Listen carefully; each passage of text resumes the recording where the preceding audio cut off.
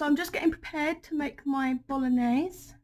I always add 2 soups blended up just to get extra veggies in there. And then I've got 2 chopped tomatoes and I'm going to use the sweet corn that's left over. First off, we've got to chop up some onions. And I've got out one of the Mediterranean mixy veggie things to add into it, because then I can use the pepper in the fridge for the recipe I'm thinking of.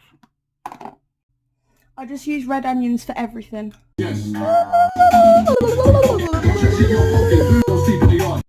This is all the seasoning I'm going to be using.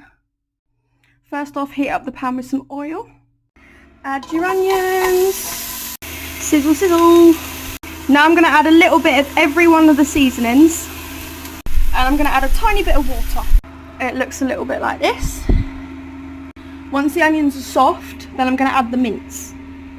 And I'm just going to keep twisting this in it just to try and separate all the meat.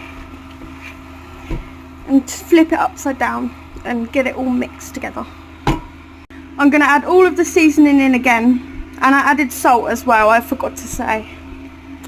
I've put the soups in. I'm just going to put some water in there as well and blend it up.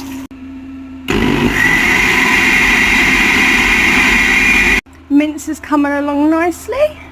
Just warming up the veggies in the microwave.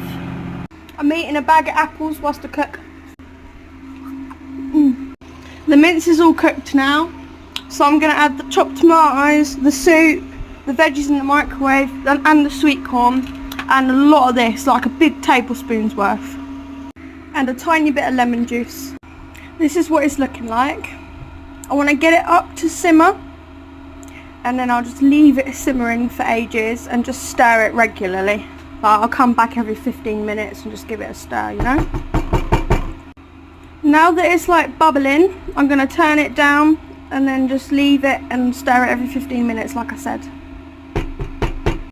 It's reducing down nicely.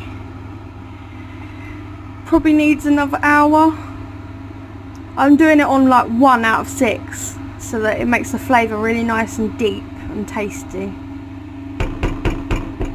It just needs to be thinner. It's not thin enough yet. Or thicker. I don't know. There needs to be less liquid in it. I would say that that is done. So I'm just going to give it a taste test and see if I need to add any sugar or any salt.